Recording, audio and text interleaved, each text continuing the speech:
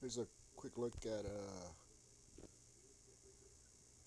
Sayer, two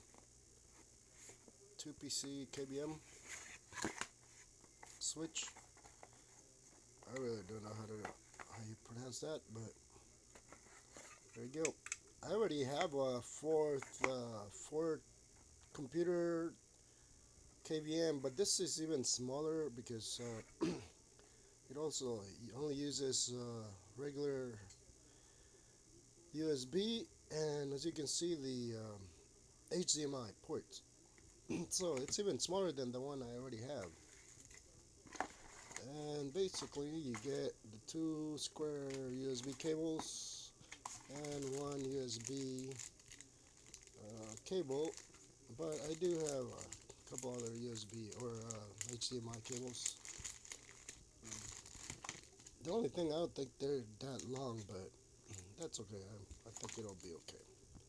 And then you get this here. Let's see, what is that? Quality certificate. Okay, that's pretty much it. So let's see here. At least this manual is in English, so you can always read that on there. So that's good. Here are all the specs. Let's see. The back, switching operations, and how to connect, the warranty, 1 year,